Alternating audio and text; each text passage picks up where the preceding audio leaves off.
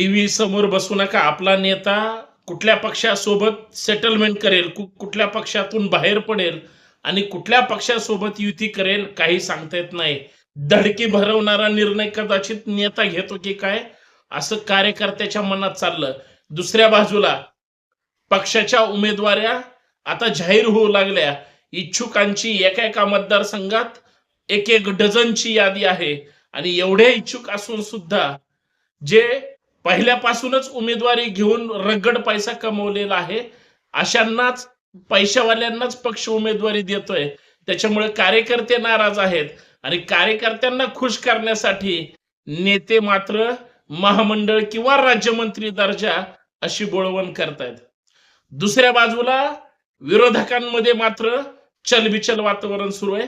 एकमेकांच्या विरोधात नाराजगी, या विदर्भातल्या जागा माझ्या, मराठवाड्यातल्या सुद्धा आमच्या, पश्चिम महाराष्ट्र आम्ही सोडणार नाही आणि कोकणात किंवा खानदेशात आम्ही शांत बसणार नाही, अशा ज्या काही एकमेकांच्या ओढाओढीच्या राजकारणात नेतेच अस्वस्थ नाहीत, ज्यांना उमेदवारी मिळणार आहे ते पण अस्वस्थ आहेत आणि सगळ्यात महत्वाचं कार्यकर्ते मात्र ह्या झुल्यावरून त्या झुल्यावर, त्या झुल्यावरून ह्या झुल्यावर नुसतं फिरण्याचा कार्यक्रम सुरू आहे. अचानक बातमी आली, महाराष्ट्रात खळबळ झाली. बातमी याच माध्यमांनी ब्रेक केली. महाराष्ट्राच्या सध्याच्या राजकारणामध्ये जी सहानुभूतीची लाट आहे, अर्थात ती महाविकास आघाडीच्या बाजूने असली तरी सुद्धा उद्धव ठाकरेंना मात्र त्याचा फायदा होईल असं वाटतं. उद्धव ठाकरे फुल कॉन्फिडन्स मध्ये आहेत, सत्तेत आपणच येणार आहे, पण काँग्रेस पाठीमागं सरकायला तयार नाही. राष्ट्रवादी दिलच्या आहेत त्या जागेवर जरी खुश असली, दिल त्या जागेत जरी समाधानी असली, तरी काही मोजक्याच्या आणि वादग्रस्त जागेवर राष्ट्रवादी सुद्धा अडू नये.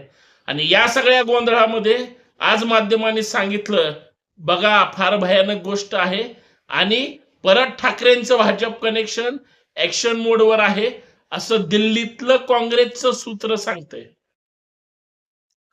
महाराष्ट्रात प्रश्न निर्माण झाला, शिवसेना स्वबळावर लढणार, उद्धव ठाकरे स्वतः मुख्यमंत्री होण्यासाठी, शिवसेनेची महाराष्ट्र ताकद दाखवण्यासाठी स्वतःचा झेंडा आणि स्वतःचा दांडा हातात घेणार.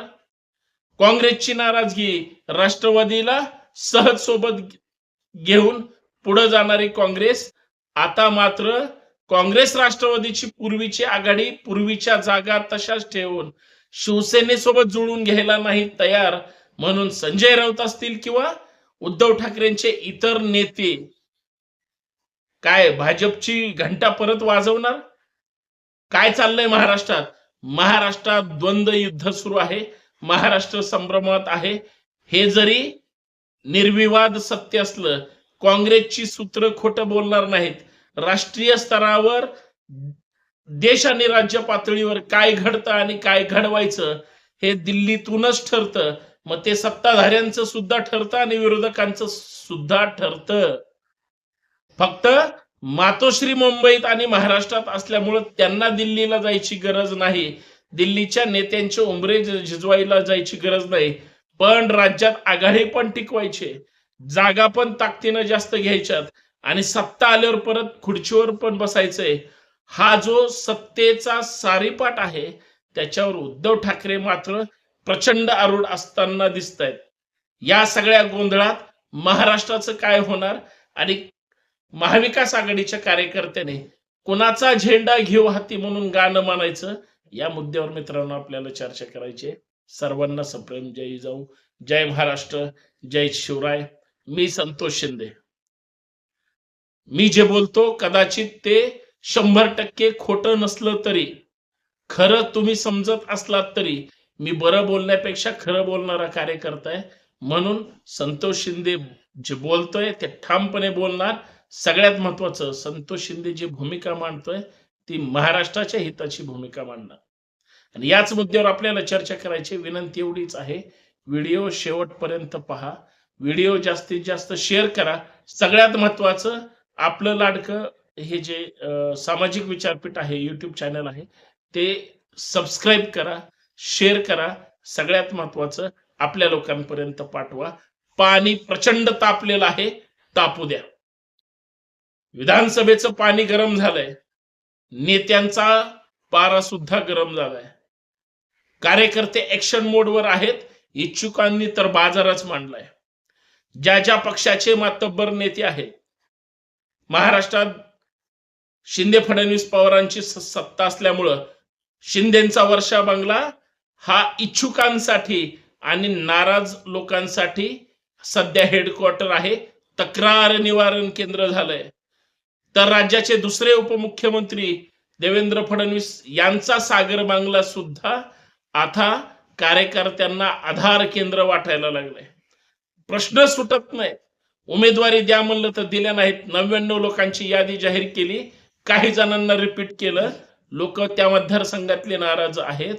जर आत्ताची टर्म त्यांनी सत्ता उपभोगली, काम झिरो केलेलं आहे आणि 15-15 जर विरोधी इच्छुक उमेदवार त्यांच्या विरोधात असतील, अख्खा मतदारसंघ नाराज असेल, तर त्यालाच का उमेदवारी दिली म्हणून वर्षा बंगल्यावर त्या ठिकाणी गळे काढले जात आहेत. तर तिकडं अजित पवार मात्र आज यादी जाहीर करायची ह्या म्हणजे इच्छेपोटी एबी फॉर्म सुद्धा वाटून बसलेत जे विद्यमान आमदार आहेत त्यांना. विद्यमान आमदारांना घरी बसवण्याची ताकद भाजप शिवाय दुसऱ्यात कुणावर नाही, कारण 15-16 आमदारांना वेटिंगवर ठेवण्याचं काम फक्त आणि फक्त भाजपने केलंय.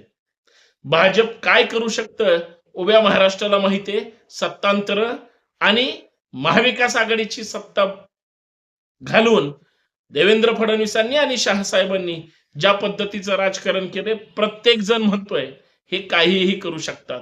स्वतः सौभाग्यवती फडणवीसच सांगतात की फडणवीस साहेब रात्री जे गायब होतात, रात्रभर काय करतात, वेश बदलून जातात किंवा रोज एक नेता फोडण्याचं काम करतात आणि रोज एकाला गळाला लावण्याचं काम करतात. त्यांच्या डोक्यात सतत राजकारणाची चक्र सुरू आहेत. म्हणून तर महाराष्ट्राचं राजकारण हल्लंय. प्रस्थापित देशाच्या नेत्याला सुद्धा महाराष्ट्रात गाम फोडण्याचं काम त्याच फडणवीसांनी केलंय. त्याच फडणवीसांनी अजून एक गेम साध्य केलाय, त्याच्यावर आपल्याला चर्चा करायची. खरंच ती गोष्ट खरं असेल का? संजय राऊतांचं आणि अमित शहा साहेबांचं बोलणं झालं असेल का? फोनवर झालंय बोलणं, अशी चर्चा सुरू आहे. तर मग उद्धव ठाकरे स्वतंत्र 288 जागा लढवणार का? जर उद्धव ठाकरे आणि त्यांची शिवसेना 288 जागा 100% लढणार असेल, तर मग ते काँग्रेसला सोबत घेणार नाही किंवा शरद पवारांना सोबत घेणार नाही किंवा ह्यांचं म्युच्युअल अंडरस्टँडिंग असेल, मग शिवसेनेसोबत असणाऱ्या संभाजी ब्रिगेडनं ज्या काही 25 जागा मागितल्यात, मग 288 मध्ये संभाजी ब्रिगेडचा सुद्धा उद्धव ठाकरे सन्मान करणार का? त्यांना 25 जागा देणार की अजून 1-2 कमी जागा देतील किंवा जास्त जागा देतील, पण युती टिकवून ठेवतील? कारण उद्याचा महाराष्ट्र भगवा त्यांचा, आमचा, तुमचा, सगळ्यांचा एक जरी असला तरी दांडा विचाराचा असणं गरजेचं आहे. दांडा ह्या महाराष्ट्राला खरंच विकासाच्या दृष्टीने घेऊन जाणारा असेल तर तो फायदेशीर असेल. म्हणून जर उद्धव ठाकरेंचा स्वबळाचा नारा असेल तर शिवसेनेला चांगले दिवस येतील का? आणि शिवसेनेला कदाचित असं वाटतंय, अशी कुजबूज आहे मंत्रालय ते दिल्ली आणि व्हाया संपूर्ण महाराष्ट्र, की उद्याच्या विधानसभेच्या निवडणुकीमध्ये जास्तीत जास्त सहानुभूतीचा फायदा जर राष्ट्रवादीनं अर्थात शरद पवारांनी आणि काँग्रेसनी उठवला तर मग शिवसेनेचं नुकसान होईल. मग शिवसेनेनी स्वतःच्या आयडेंटिटीवर स्वतःच जर सगळ्या जागा लढवल्या तर काय होईल? म्हणून याची चक्र परत दिल्लीतून फिरलेले आहेत, अशी कुजबूज सध्या सुरू आहे. माध्यमांमध्ये सुरू आहे, तुमच्या माझ्या बोलणाऱ्या लोकांमध्ये सुरू आहे, उर्वरित महाराष्ट्रामध्ये सुरू आहे. खरं काय खोटं काय याची कोणीच खात्री देऊ शकत नाही. ना माध्यम खात्री देतात, ना तुम्ही आम्ही देतो. आपण तर बरं बोलण्यापेक्षा खरं बोलण्यावर चर्चा करतो. जर महाराष्ट्र या जातीवादी किंवा महागाई, बेरोजगारीतून, सगळ्या अडचणीतून, संकटातून आणि या सत्ताधाऱ्यांच्या हातातून काढून घ्यायचं असेल, सध्या एकी हेच बळ आहे. एकत्र आल्याशिवाय उद्धव ठाकरे परत सत्तेत बसू शकणार नाहीत, शरद पवार परत सत्तेत बसू शकणार नाहीत, राहुल गांधी नामांना पटोले बाळासाहेब थोरातांपर्यंत कोणीही सत्तेत बसू शकणार नाही जर ह्यांनी सगळे एकत्र मिळून लढले नाहीत तर. सगळ्यात महत्वाचं जे हरियाणात झालं ते महाराष्ट्रात होऊ द्यायचं नसेल. महाराष्ट्र तर हरियाणाच काय, युपी बिहारी दिल्लीपेक्षा फार मोठा आणि सक्षम आहे, वैचारिक सामाजिक आणि बौद्धिक दृष्ट्या सुद्धा. जर लोकांनी विश्वास दिला आणि लोकांचा विश्वास पटला तर सध्याचं सरकार सुद्धा पडण्याची ताकद आणि विरोधक सत्तेवर येण्याची हिंमत ह्या महाराष्ट्राच्या मतदारांच्या मनगटात आणि बोटात सुद्धा आहे, कारण मतं ते देणार आहेत. पण या सगळ्या गोंधळामध्ये अस्वस्थ ठाकरे का वाटतात, अस्वस्थ पटोले का वाटतात, अस्वस्थ पवार का वाटतात, का लोकांमध्ये असा संभ्रम निर्माण केला जातोय मीडिया आणि त्यांच्या पक्षातून? काँग्रेसमध्ये एवढी हिंमत कुठून आली स्वबळावर लढण्याची? काँग्रेस दुसऱ्याचं समजून घ्यायला तयार नाही का? काँग्रेस स्वतःचाच शत्रू असल्यामुळं स्वतःच्याच पायावर स्वतः दगड मारून घेणार आहे. कुठंतरी एका क्षणाला थांबलं पाहिजे, सेटलमेंट केली पाहिजे, एकत्र आलं पाहिजे आणि महाराष्ट्र ताब्यात घेतला पाहिजे. आज जर महाराष्ट्र ताब्यात घेतला नाही, इथून पुढचे बरेच 5-10 वर्षाचं एक्सटेन्शन मोदी साहेबांना, फडणवीस साहेबांना, शहा नड्डा आणि फडणवीस साहेबांना मिळेल. त्याच्यात एकनाथ शिंदे साहेब आणि अजित पवार साहेब सत्तेचे सहभागी वाटेदार म्हणून हे यशस्वी राहतील. आता प्रश्न उद्धव ठाकरेंच्या अमित शहा कनेक्शनचा आहे, संजय राऊतांचा आणि शहा साहेबांच्या झालेल्या फोनचा आहे.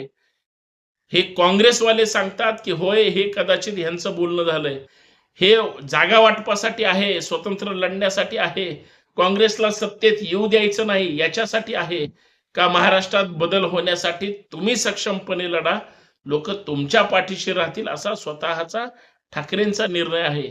या निर्णयातून महाराष्ट्राचं काय भलं होणार असा जर प्रश्न शोधला, तुम्ही 5 मिनिटं विचार करा, परत कमेंट करून मला सांगा की महाराष्ट्रामध्ये एकत्र येऊन केलेली लढाईच तुम्हाला विजयाच्या वाटेनं घेऊन जाईल. तुम्ही वैयक्तिक लढाईला गेलात, वैयक्तिक लढाई खेळलात तर तुमचा पराभव अटळ आहे, तुमचा पराभव यासाठी सुद्धा अटळ आहे. तिकडं मात्र 3 पक्षाचं जुगाड इतकं परफेक्ट बसवलंय, सत्तेमध्ये राहणारी लोक आहेत, हजारो करोडो रुपये पाण्यासारखे वाहतील आणि मग ते सत्तेमध्ये येतील आणि तुम्हाला कात्रजचा घाट दाखवला जाईल. असंच होईल का कसं होईल? स्वतंत्र लढतील का एकत्र येतील? हा उद्याचा 8 दिवसाचा काळच सांगेल. एवढंच या माध्यमातून सांगता येईल.